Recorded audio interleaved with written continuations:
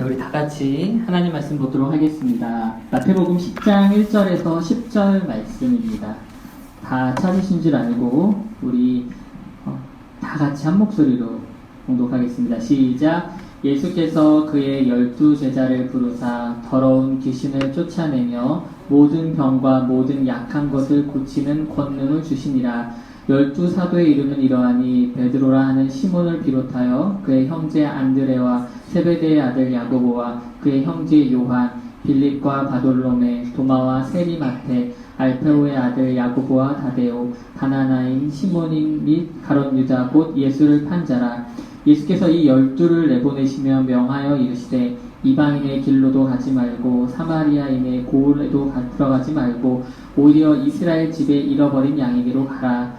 가면서 전파하여 천국이 가까이 왔다 하고 병든 자를 고치며 죽은 자를 살리며 나병 환자를 깨끗하게 하며 귀신을 쫓아내되 너희가 거저 받았으니 거저 주라. 너희 전대에 금이나 은이나 동을 가지지 말고 여행을 위하여 배낭이나 두벌 옷이나 시나 지팡이를 가지지 말라. 이는 일꾼이 자기의 먹을 것 받는 것이 마땅함이라.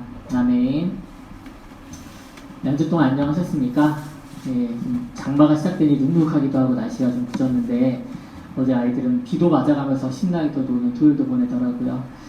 지난주에 제가 좀 개인적으로 좀 반가운 만남이 있었습니다. 월요일에 20년 전에 제가 대학교 1학년으로 만났던 우리 친구 몇 명 친구들이 우리 교회에서 만나는 모임이 있었습니다.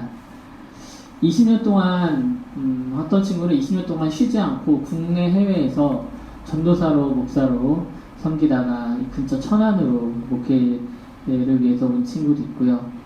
또 얼마 전에 서울에서 목사로 사역을 하다가 태국이란 낯선 땅으로 또 그곳을 부르심에 있는지에 따라서 떠난 친구도 있습니다.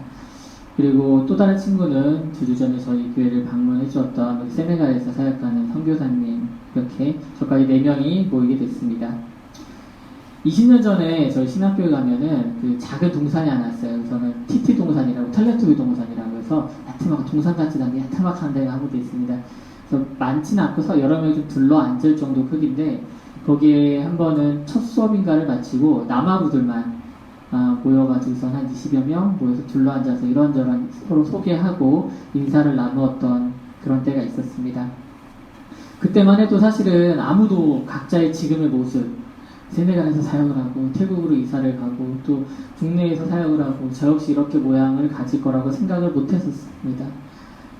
신학교 특성상 지금 목회자가 된 친구들이 많은 편이긴 하지만 도리어 각처에서 더 열심히 그리스도인으로서 살아가는 친구들이 많습니다. 한 친구는 사실 저를 비롯해서 많은 사람들이 저 친구는 정말 목회를 하면 잘할 거야. 성품도 온화하고 그래도 목회자로서의 자질도 있다고 생각했는데 도리어 학교를 졸업하면서 그 친구가 먼저 얘기를 했습니다. 자신은 목회를 하지 않고 목회자의 길을 가지 않을 거라고. 도리어 그냥 묵묵히 그리스도인으로서 집사로서 성도로서 살아가겠다고 말을 하더군요. 저는 참 많이 놀랐습니다.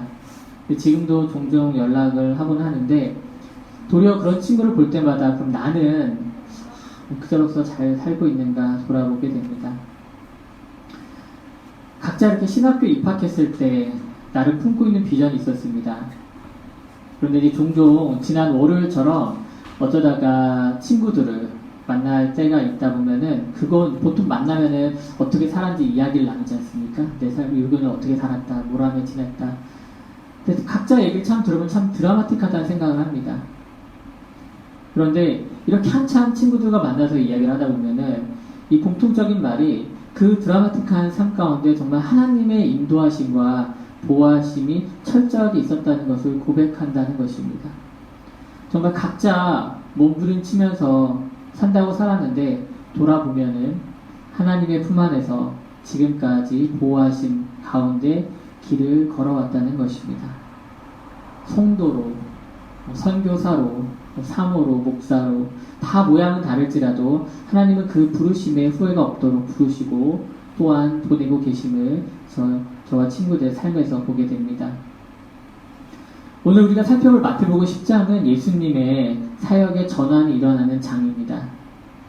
부르심을 받아서 주님 곁에 있던 제자들이 이제는 보내심을 받는 사도로 변화가 일어나는 장입니다. 마태복음 9장까지 모든 사역의 중심은 예수님이었습니다. 마태의 관심은 오직 예수님의 행적에 맞춰져 있었습니다. 예수님의 말씀 한마디, 행동 하나하나에 제자의 마태는 놓치지 않으려고 무척 애를 썼습니다. 비단 마태복음의 저자인 마태만 그러지 않았을 것입니다. 분명 다른 11명의 제자들도 그리고 그 주위에서 둘러싸고 예수님을 쫓던 수많은 무리들도 예수님의 일거수일투족을 면밀히 보았을 것입니다. 요즘처럼 사실 쫓아다니면서 동영상을 찍을 수 있는 것도 아니었고 녹음할 수 있는 것도 아니었고요. 그렇다고 예수님이 책을 쓰셔서 나중에 다른 사람들이 볼 수 있는 그런 상황도 아니었습니다. 그러다 보니까 지금 당장 예수님의 모든 것을 눈과 귀로 기억해두지 않으면 다시는 볼 수 없는 것들이었습니다. 많은 사람들이 자발적으로 혹은 예수님의 직접적인 부르심으로 예수님과 동행하고 있었습니다. 처음에 그들이 부르심을 받았을 때 그들이 할 일이라고는 그저 그냥 지금처럼 예수님이 하시는 일을 보고 듣고 그냥 따라다니는 것뿐이었습니다. 마치 교회에 처음 나왔을 때와 비슷합니다. 신앙생활을 처음 할 때는 사실 모든 것이 낯설기만 합니다. 처음에는 그저 교회에 예배 시간에 맞춰 나오는 것도 다행입니다. 나와서 찬양도 배우고 예배 예식도 배우고 말씀도 들으면서 점차 기독교에 대해서 하나님에 대해서 알아가게 되는 것입니다. 마태는 오늘 본문을 통해서 예수님의 12 제자에 대해서 자세하게 이름을 말해줍니다. 근데 그들을 보면은 이름도 다르고 살던 곳도 다르고 직업도 달랐으며 또한 개개인의 성품 역시 달랐습니다. 교회라는 공동체는 그런 면에서 대단히 독특했습니다. 초기 기독교를 잘 보면은 우리는 지금 아무렇지도 않지만 당시는 굉장히 파격적인 장소였습니다. 모임이었습니다. 왜냐하면 여자와 남자가 한 상에서 먹고 주인과 노예가 함께 어울렸습니다. 신분의 고하도 이런 시간 공동체에서는 아무런 장벽이 되지 않았습니다. 우리 교회도 그렇습니다. 이 내포라고 하는 이 특정 지역에 모이기 전에는 우리가 살던 곳도 달랐고 나이도 다 다르고 직업도 다르고 역시 인격, 성품도 다 다릅니다. 그런데 우리 함께 세우는 교회라는 이 신앙 공동체에서 바로 주님의 제자로 우리 모두 부르심을 받았다는 것입니다. 더 놀라운 것은 그렇게 부르심을 받은 사람들이 이제는 보냄을 받은 사람이 되었다는 것입니다. 오늘 예수님은 12명의 이 제자들이 이제 내보내십니다. 제가 오늘 본문 연구를 위해서 말씀을 본문 연구하던 중에 책 한 권을 읽었는데요. 이 지금 내보내는 파송의 모습을 비유한 글이 있었는데 그 글을 좀 제 상황에 맞춰서 좀 다시 한번 말씀드려볼까 합니다. 저는 어렸을 때부터 좀 운전에 관심이 많았어요. 중고등학교 때는 얼마나 운전을 하고 싶었는지 꿈에서 한동안은 계속 운전하는 꿈을 꿀 정도였습니다. 근데 그러던 이제 제가 중학교 때 아버지가 처음으로 새 차를 사셨어요. 지금은 단종된 아벨라라고 모를 거예요. 아직도 기억이 나요. 하얀색 차. 그 차를 타고서는 처음에는 가까운 곳만 이렇게 다녔죠. 그러다가 당시 할머니가 조금 한 시간 반, 2시간 거리 좀 멀리 떨어져 사셨어요. 다른 친척들하고. 그래서 그 차를 타고는 종종 할머니를 뵈러 갔던 기억이 납니다. 그리고 나서 이제 제가 직접 면허를 따고 운전을 한 게 최소 10년 이후였던 것 같습니다. 그동안 아버지 차를 타고 얼마나 그 할머니를 뵈러 자주 갔겠습니까? 드디어 이제 제가 면허를 따고 성인이 되고 하니까 아버지가 운전을 맡기셨어요, 저한테. 그리고 이제 할머니를 뵈러 가자는 거였죠. 아버지 옆에 타서는 뒷좌석 또는 옆좌석에 타서 한 수십 번을 갔던 것 같습니다, 그 길을. 그런데 막상 제가 운전대를 잡고 운전하려고 하니까 집 밖을 나간 것까지 기억나는데 점점점 헷갈리기 시작하는 거예요, 길이. 분명히 아버지를 따라 수십 번도 다녔던 길인데 모든 게 낯설어 보이는 거죠. 아마 조수석에 앉아있다가 처음으로 운전대를 잡으신 분이라면 아마 공감하실 것 같습니다. 저 역시 앞에 아버지가 안 계셨다면 아마도 길 헤매다가 집으로 다시 돌아오지도 못했을 거예요. 오늘 이 본문에 나오는 이 제자들, 예수님이 내보내시는 이 제자들도 같은 심정이었을 것이라는 겁니다. 예수님께서 이제는 제자들에게 각자 운전해보라고 운전대를 넘기시는 겁니다. 아마 제자들은 화들짝 놀랐을 것입니다. 이제 제가 하라고요? 저보고 예수님이 하셨던 그동안 하셨던 그 많은 일들 저보고 하라고요? 10장 1절을 보면 분명히 예수님께서는 제자들에게 귀신을 쫓아내고 병과 약한 것을 고치는 권능을 주셨다고 말합니다. 그러나 막상 제자들의 반응은 거기에 적혀있지 않습니다. 예수님은 바로 앞인 9장 37절과 38절에서 이 보내심에 대한 복선을 깔아두고 계십니다. 비유를 통해서 추수할 것은 많은데 일꾼이 적으니 주인에게 일꾼을 보내달라고 제자들에게 비유를 말씀하신 것입니다. 그리고 그 말이 끝나기 무섭게 제자들은 일선의 현장으로 내몰리듯 보내집니다. 1절에서 보게 되면은 12제자라는 말이 나왔는데 바로 그 다음 절인 2절에서는 12사도로 금세 바뀝니다. 이 사도라는 말 뜻 자체가 보내심을 받은 사람들이란 뜻입니다. 요즘 말로 가장 가까운 것을 생각해보니까 특사라고 하시면 생각하면 될 것 같습니다. 예를 들어서 대통령이 특별한 인물을 주어서 다른 나라로 보내는 겁니다. 그 사람을 특사라고 하죠. 그럴 때 그 사람은 내 이름이 있고 내 직위가 있지만은 사실은 보낸 사람, 즉 대통령의 권위를 가지고 나가는 사람이 됩니다. 사도들도 역시 그랬습니다. 그들의 겉모습은 여전히 어부였고 세리였으며 주변에 있을 법한 평범한 사람들이었지만 마태복음 10장에서 예수님이 부르셔서 예수님이 가지셨던 권능을 주어 보내시는 순간 그들은 모두가 아주 특별한 메신저가 된 것입니다. 그런데 이 모습이 또한 저와 여러분의 모습이기도 합니다. 부르심을 받은 저와 여러분은 또한 보내심도 받았습니다. 물론 우리가 오늘 본문의 12제자들처럼 사도 파송식이 있다거나 결단식이 있는 그런 것은 아닙니다. 하지만 우리가 이 교회에 발을 들이고 예수의 제자로 살기로 작정한 순간 우리는 세상으로 보내심 또한 받은 것인 겁니다. 여러분이 있는 곳, 그 어디나 주님의 보내심의 장소라는 것입니다. 그곳이 가정이기도 하고요. 학교이기도 할 것이며 직장, 사업장, 그 누군가를 만나는 그 어떤 곳이라도 바로 파송의 현장이며 사도의 직분을 감당하는 장소가 된다는 것입니다. 사랑하는 성도 여러분, 우리가 보내심을 받은 사람들임을 기억하시기 바랍니다. 주님께서는 우리를 세상에 비추는 빛으로 또한 썩어가는 곳에 그곳을 살리는 소금으로 보내셨습니다. 예수 그리스도를 우리 가운데 보내신 하나님의 사랑을 우리가 받은 것처럼 이제 우리도 세상 곳곳에 주님의 사랑을 흘러내보내야 하는 줄로 믿습니다. 이처럼 주님을 통해 세상에 보내심을 받은 사람들에게는 세 가지 원칙이 있습니다. 첫 번째, 잃어버린 양에게 가야 합니다. 마태복음 10장 5절과 6절 말씀입니다. 예수께서 이 12를 내보내시며 명하여 이르시되 이방인의 길로도 가지 말고 사마리아인의 고을에도 들어가지 말고 오히려 이스라엘 집의 잃어버린 양에게로 가라. 예수님께서는 이스라엘의 잃어버린 양에게로 가라고 명령하십니다. 이스라엘은 야곱의 아들과 손자들의 이름을 따서 12지파로 나누어져 있습니다. 제자들을 12명을 세운 것은 이스라엘의 모든 지파, 즉 모든 백성에게 보내어 구원을 하겠다는 그런 하나님의 뜻이, 의지가 담겨져 있습니다. 그런데 마치 이 본문에서 보게 되면은 이방인이나 사마리아인들은 제외하고 그저 이스라엘 사람들에게만 가라고 하는 것처럼 보입니다. 그렇다면 예수님은 왜 이스라엘을 제외한 이방인의 구원에는 관심이 없는 것처럼 보일까요? 하지만 당연히 예수님의 관심은 거기서 그치지 않습니다. 예수님의 사역은, 구원 사역은 결코 이스라엘에 머무르지 않으신다는 것입니다. 그리스도로 오시는 예수님에 대해 많은 예언을 한 이사야서에는 이렇게 예수님에 대해서 이야기합니다. 이사야서 42장 1절입니다. 내가 붙드는 나의 종 내 마음에 기뻐하는 자 곧 내가 택한 사람을 보라. 내가 나의 영을 그에게 주었은즉 그가 이방의 정의를 베풀리라.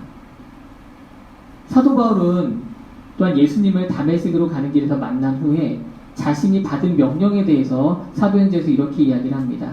사도행전 13장 47절입니다. 주께서 이같이 우리에게 명하시되 내가 너를 이방의 빛으로 삼아 너로 땅끝까지 구원하리라 하셨느니라 하니. 그리고 잘 아시는 것처럼 마태복음 가장 마지막 장에는, 마지막 구절에는 예수님께서 직접 제자들에게 땅끝까지 이르러 복음을 전하라고 분명히 말씀하십니다. 그렇다면 오늘 본문에서는 왜 이렇게 말씀하신 걸까요? 다만 오늘 본문에서는 제자들을 처음 밖으로 내보내시면서 이스라엘의 잃어버린 양에게로 가라고 하신 것은 사역의 시작 전에 대해서 이야기를 하신 것입니다. 이런 말이 있습니다. 바다를 건너기 전에 집 앞에 있는 횡단보도를 먼저 건너라 라는 말이 있습니다. 우리의 전도 사역이 가까운 곳, 이웃에게서부터 시작하는 것이 맞다는 것입니다. 우리 바로 옆에 있는 이 목자 없이 헤매는 잃어버린 양들 같은 사람들에게로 먼저 나아가라는 것입니다. 우리는 그들에게 가서 천국이 가까이 왔다고, 회개해야 한다고, 그런 복음을 전해야 하는 사명을 받은 것입니다. 그것이 바로 마태복음을 계속 보면서 우리가 지켜봐온 예수님의 말씀과 행동이었다라는 것입니다. 이렇게 보내심을 받은 사람들이 생겨난다는 것, 믿음의 공동체가 확장된다는 것은 바로 하나님의 나라가 오는 것이고, 또한 삶의 방향을 바꾸는 회개가 곳곳에서 일어난다는 뜻입니다. 우리 교회가 작지만 참 감사한 것은 귀한 어린 영혼들이 종종 찾아온다는 것입니다. 매번 물어보는데 대부분 교회라는 곳에 처음 와봤다고 하더라고요. 교회 수가 그렇게 많다고 하는데 여전히 복음을 들어보지 못한 영혼들이 있다는 것입니다. 우리는 분명히 잃어버린 양들, 아직 복음을 듣지 못한 양들에게 보내심을 받았습니다. 그러니 우리가 이곳에만 머물러 있을 것이 아니라 나아가 복음을 전하고 잃어버린 양을 되찾는 그 참 목자 되신 예수 그리스도처럼 우리도 보내심을 받았으니 그리스도를 전해야 한다는 것입니다. 두 번째, 보내심을 받은 사람들의 원칙은 거저 받았으니 거저 주라는 것입니다. 오늘 본문 8절 말씀입니다. 병든 자를 고치며 죽은 자를 살리며 나병 환자를 깨끗하게 하며 귀신을 쫓아내되 너희가 거저 받았으니 거저 주라. 많은 사람들은 물건마다 각각의 가치를 매깁니다. 작은 물건이라도 각자의 값이 다 있습니다. 흔히 세상 사람들이 하는 말 중에 하나가 세상에 공짜가 없다는 겁니다. 사실이죠. 도리어 어떤 물건을 싸게 사서 비싸게 파는 것, 되파는 것을 좋은 수완을 가졌다고 칭찬받는 시대입니다. 몇 주 전에 제가 인터넷 기사에서 황당한 기사를 하나 봤습니다. 전 세계적으로 아주 희귀한 병에 대한 치료제가 드디어 개발되었다는 내용이었습니다. 병명이 척수성 근육 위축증이라는 병이라고 하더라고요. 이 척수성 근육 위축증이라는 병이 있는데 이 병이 뭐냐면은 근육이 약화돼가지고 몸이 움직일 수 없게 되고 마침내 호흡도 못하게 하는 그런 질병, 무서운 질병이라고 합니다. 미국 기준으로 매년 한 400명에서 500명 정도의 영유아에게 발생되는데 대부분 이 발병이 되면은 2살 이내에 모두 사망한다고 합니다. 그런데 이렇게 무서운 질병을 단 한 번의 투약만으로 치료할 수 있는 획기적인 유전자 치료제가 발명된 것입니다. 그런데 문제는 한 번 투약받는 비용이 얼마일까요? 25억이라는 겁니다. 2,500만원, 2억 5천이 아니라 25억이라는 거예요. 치료제를 만든 제약사에서는 그 비용이 큰 걸 아는지 5년 동안 나눠서 분납할 수 있게끔 해주겠다고 말을 했는데 그래도 1년에 5억이죠. 평범한 사람들로서는 상상도 할 수 없는 엄청난 가격입니다. 생명을 살리는 것을 사실 돈으로 환산하는 것이 어렵지만 사람을 살리는 이 획기적인 약을 이처럼 상상도 못하는 가격으로 내놓고 또 그것을 허가하는 미국 식품의약처는 참 대단하다는 생각이 듭니다. 예수님이 만일 이 제약회사 같은 마음을 먹고 사역을 하셨다면 아마 떼부자가 됐을 겁니다. 우리가 마태복음 10장까지 오면서 예수님이 하신 일을 보지 않았습니까? 어떤 의사들도 고치지 못했던 희귀병, 난치병을 고치신 걸 우리는 잘 보았습니다. 심지어 사람들은 죽었다고 생각해서 그래서 장례 절차에 들어갔던 아이마저 주님은 살려내셨습니다. 그런데 예수님은 그 사역들로 인해서 그 어떤 대가도 요구하지 않으셨습니다. 예수님의 축기 사역, 치유 사역에 등장한 것은 돈이나 어떤 대가가 아니라 믿음과 구원이라는 단어였습니다. 백부장에게는 내 믿음대로 될지어다라고 말씀하셨고, 중풍병자에게는 내 죄사함을 받았다라고 말씀하셨습니다. 12해나 혈루증으로 앓던 여인에게는 내 믿음이 너를 구원했다라고 말씀하셨고, 맹인들에게는 너희 믿음대로 되라라고 선포하셨습니다. 이것이 진정한 복음임을 믿으시기 바랍니다. 세상의 기준과는, 세상의 원리와는, 그리고 세상의 셈법과는 전혀 다른 것이 바로 이 복음의 원리입니다. 혹시 우리 중에 복음을 돈 주고 산 사람이 있습니까? 구원을 받았다고 거액을 지불한 사람이 있으신가요? 만약 구원을 돈 주고 사야 하는 것이었다면 저나 여러분은 살 수 있는 사람이 아무도 없었을 것입니다. 세계 최고의 부자라도 그것은 불가능한 것이기 때문입니다. 죄에서 구원을 받는다는 것, 하나님 앞에서 죄의 용서를 받는다는 것, 하나님의 자녀가 된다는 것은 돈을 주고 살 수 있는 것이 아닙니다. 그렇기 때문에 우리가 구원을 받은 것을 전적으로 하나님의 은혜라고 고백할 수밖에 없는 것입니다. 내가 할 수 없는 것, 내 능력 밖의 일을 기대하지 못할 때 하나님께서 베풀어 주셨기 때문입니다. 하나님의 은혜는 우리에게 그 무엇도 요구하지 않으십니다. 우리의 주머니 속에 돈을 요구하지 않으십니다. 우리의 열심을 구원의 대가로 내놓으라고 말하지 않으십니다. 우리의 목숨을 담보로 내놓으라고 하지 않으십니다.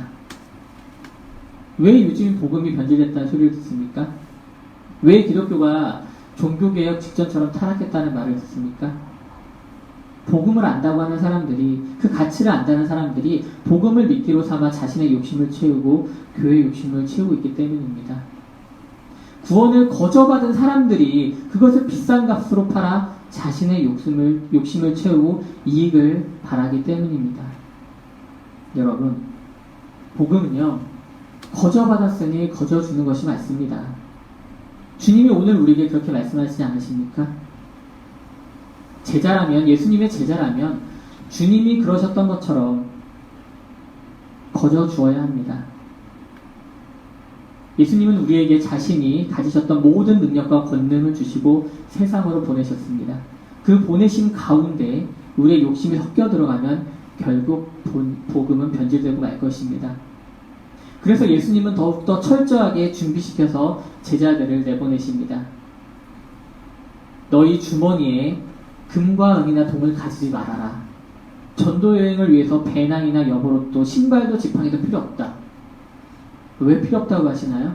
뭐라고 하시죠? 일꾼이 자기 먹을 것을 주인에게 받는 것처럼 이 모든 것을 일꾼으로 보내시는 하나님 아버지께서 채워주시기 때문이라고 말씀하십니다.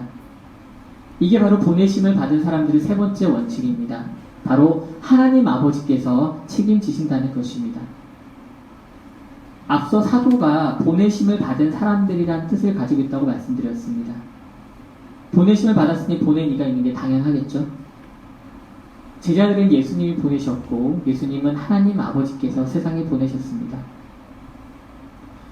보내심을 받은 사람들은 보낸 이의 일을 나누어 감당합니다.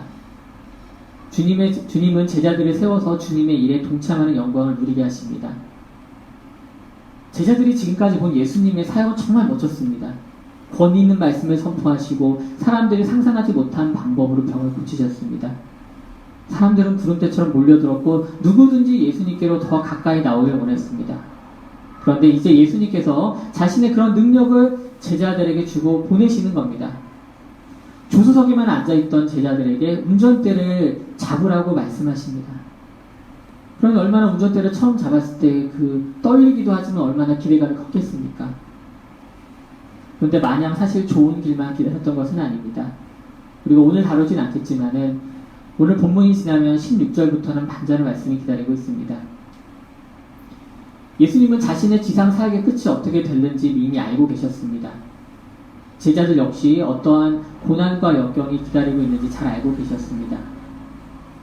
예수님은 들떠 있을지 모르는 제자들에게 모든 것을 내려놓고 복음을 전파하는 것에 모든 것을 걸라고 말씀하십니다. 사실 오랜 시간 밖에서 지내면서 전도도 하고 생활도 하려면 필요한 게 너무 많습니다. 돈도 필요하고요. 물건을 넣고 다니는 가방도 필요합니다. 갈아입을 옷도 당연히 필요하죠. 또한 험난한 지역을 다니려면 튼튼한 신발과 지팡이도 다 필요합니다. 그런데 주님은 뭐라고 하십니까? 다 내려놓고 가라고 말씀하십니다. 세상으로 보내신다면서 막상 우리 생각에 필요한 것들은 다 놓고 가라고 말씀하시는 것입니다. 왜 그렇게 말씀하실까요? 해답은 이미 6장에서 예수님께서 주셨습니다. 6장 25절과 26절 말씀입니다. 우리 다 같이 한번 읽어보겠습니다. 시작. 그러므로 내가 너에게 이르노니 목숨을 위하여 무엇을 먹을까 무엇을 마실까 몸을 위하여 무엇을 입을까 염려하지 말라. 목숨이 음식보다 중하지 아니하며 몸이 의복보다 중하지 아니하냐. 공중의 새를 보라. 심지도 않고 거두지도 않고 창고에 모아들이지도 아니하되 너희 하늘 아버지께서 기르시나니 너희는 이것들보다 귀하지 아니하냐. 아멘. 하늘 아버지께서 우리를 책임져 주신다는 것입니다. 집도 없고 농사도 짓지 않는 가진 것 하나 없어 보이는 공중의 새도 기르시는데 더 귀한 우리를 그냥 주시겠냐는 것입니다. 예수님은 제자들을 보내시면서 철저하게 하나님 앞에 다 내려놓고 하나님의 보호하심 아래에 있음을 체험하라고 말씀하십니다. 저나 여러분 역시 하나님 아버지께서 책임져 주시는 그러한 인생임을 믿으시기 바랍니다. 세상의 근심과 염려가 어떻게 없겠습니까? 그러나 우리 주변의 문제를 바라보던 눈을 들어서 하늘에 계신 우리 하늘 아버지를 바라보시기 바랍니다. 우리의 구원과 보호하심이 하늘 아버지께로부터 나온다는 것을 믿으시기 바랍니다. 말씀을 마무리하겠습니다. 현재 전 세계의 기독교 인구가 대략 한 20억 명 정도 된다고 하더라고요. 정말 많은 숫자입니다. 그럼에도 여전히 복음을 듣지 못했거나 하나님을 알지 못하는 사람들은 그 이상으로 많습니다. 저는 오늘 말씀을 준비하면서 스스로 계속 던진 질문이 있었습니다. 왜 나일까? 왜 나일까? 라는 질문이었습니다. 말씀을 시작하면서 말씀드렸던 20년 전에 부르심에 따라서 모인 친구들의 이야기를 말씀드렸습니다. 이제는 각자 모양대로 보내심을 통해서 있는 곳에서 그리스도에서 살아가는 친구들을 보면서 왜 나는 이 모양으로, 이 모습으로 이 충남 홍성에 전혀 연고도 없는 이 낯선 땅에 작은 기초교회 목사로 보내셨을까라는 생각을 해봤습니다. 이제 교회가 반년을 좀 넘어가면서 조금씩 알 것 같다는 생각이 듭니다. 함께 세우는 교회가 이곳에 없었다면 내가 이곳으로 보내심을 받지 않았더라면 주님이 구원하시려는 한 영혼이 복음을 혹시 듣지 못하진 않았을까라는 생각이 들었습니다.